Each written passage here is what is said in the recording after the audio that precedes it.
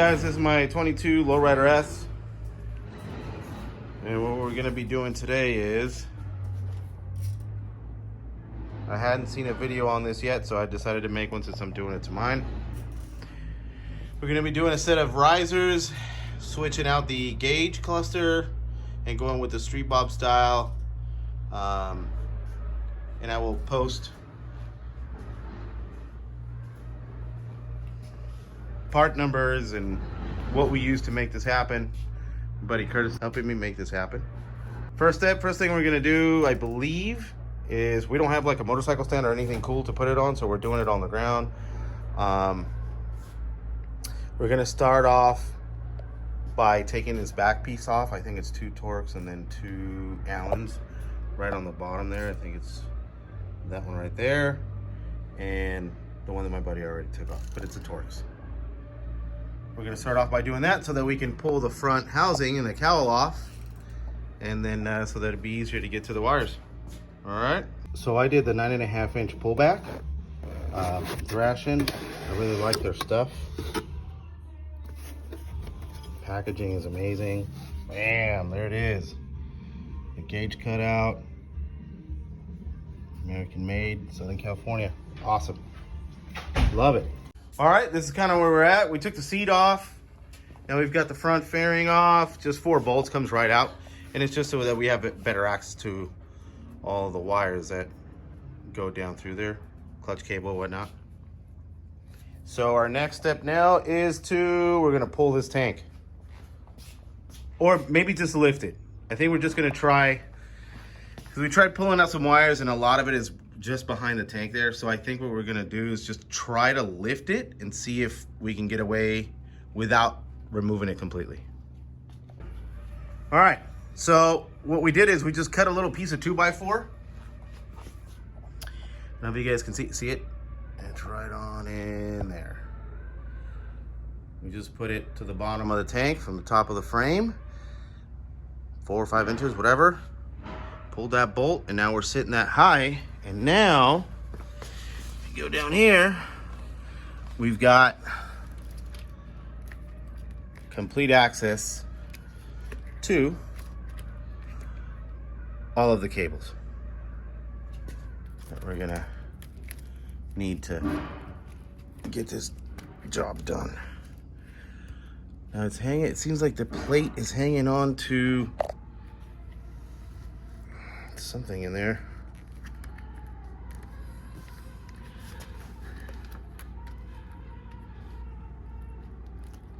Okay, so it's being up. It's not being very nice.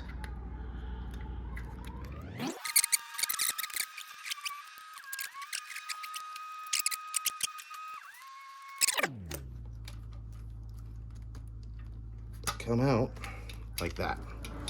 There we go. Woo! Damn, that shit was hard. Okay.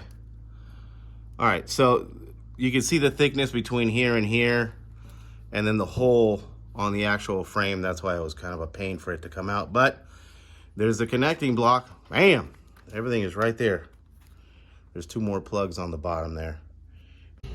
All right, so this is me putting the clutch cable back in.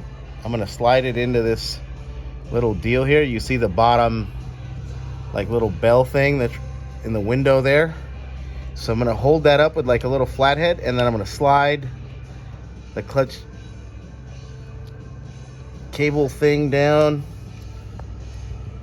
And let's see if there it is. Bam, right in. So then what I'm gonna do now, there's a little tab up on the top there. I think you can see it right where the flathead is going. I'm gonna push that down. There we go. So that the little ball here can't pop back out. Do it a little bit more. Bam, there it is.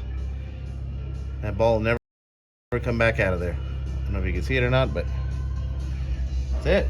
All right, so one of the things we wanted to show you real quick is this is the bracket or adapter from a Street Bob to a Lowrider S.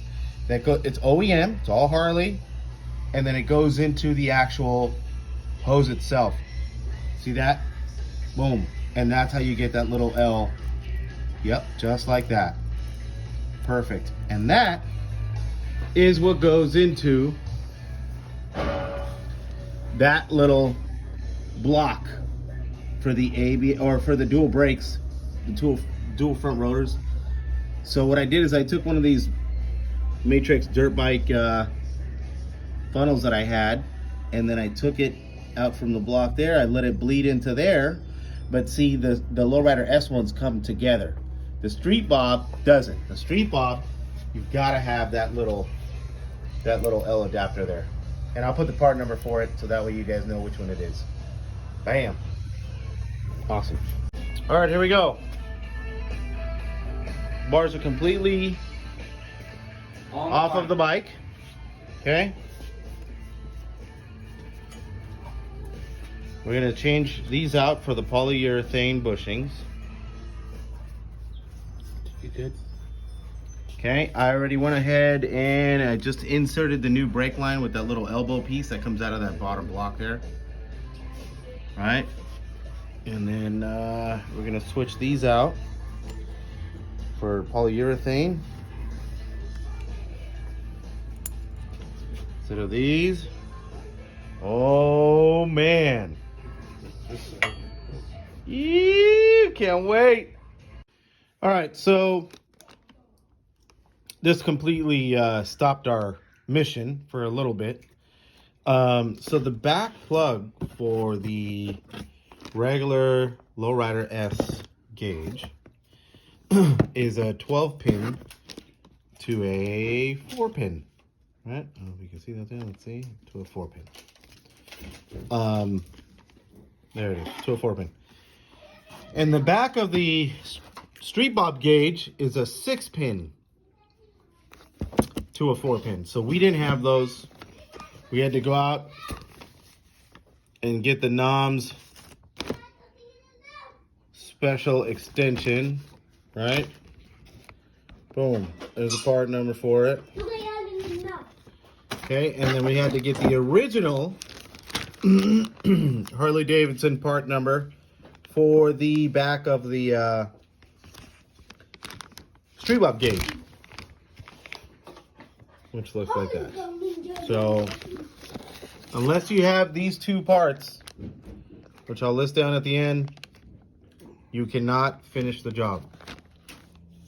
But we're back in action. Now we're transferring all the cabling and stuff from one bar to the other one, and these are also the Thrashin Supply mid-bend bar. So now we're just running all the cabling through there. It looks amazing, you guys. Look at that. Bam.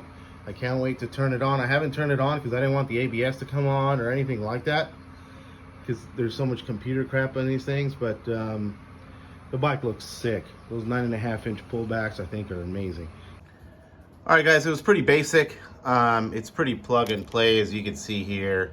You just unplug, plug the other one back in where it goes. Everything is color coordinated, as you can tell, so that way, see, all the cables are the exact same color as the stock OEM one. So it's super easy. I tried tucking it away. I'm gonna try to clean this up as best as I can. But that's how I took out all the wires and plugs and just put them right back in. Hey guys, so these are my stock bars. I didn't have anybody to film or to capture while I was doing it, so but I still wanted to show you kind of how I did it. I'm not a professional by any means, but it worked for me. So to get the wires to feed through, I took like a little bit longer zip tie, and I stuck it right in through the middle there, just like that. And you wait for it to come out on this end. There it is. You take that with some electrical tape. That's how I did it. And I taped the clip onto that. And then I slowly pulled it, nice and easy, right out the middle. Boom. That's how we did it. All right, guys, so unfortunately, day number 2 here. I tried to, I saw this other YouTube video on if I put the like a syringe style. I got that from Amazon. Suck the fluid out of the dot 4, right? And then I tried pressure, like building the fluid from here up, right, to the top. And for some reason, that it shot out. I put the cap back on it, but it shot out from this cap like crazy. And I have no front brakes, so I'm gonna take the bike over to my buddy's house, who's a master mechanic. He's gonna give me a hand bleeding these brakes. Okay guys, brakes are all bled. That's it. She's ripping. We just bled it like you normally would. We did both sides, put the fluid in through the top, all the way to the bottom, to let all the bubbles come out to the top. Just squeezed on the brake little by little, the bubbles came out, and that's it. We got a ton of pressure and she's dialed in. Finished her up and she looks a lot better than she did. This is the final product here. There we go. It's a 9.5-inch pullback with the mid bend. Feels really good while you're sitting on the bike. And now the gauges are fully functioning. Lowrider S with Street Bob and Lowrider ST gauge. There we go. Dialed in. As soon as I plugged it in, it went right to how many miles were on my bike, how much gas it went right to it. So it held the memory. I didn't know whether I was gonna have to like reprogram it or nothing. Nope, did it all on its own. So there she is. I love the look. Looks like a completely different bike, just with the seat and bars. 9.5 pullbacks. Yeah. All by Thrashin. Say what it is. 9.5-inch pullback with the mid bend bar. 1.5 inch pullback. Okay, 9.5 inches tall, 1.5 inch pullback. I think it's their most go-to deal. Looks really good, doesn't stick up too far. I was concerned about that a little bit, to be honest, when we first were talking about the 9.5 inch, but no, they were right on the money. They're like, nope, we're pretty sure that you're gonna love it.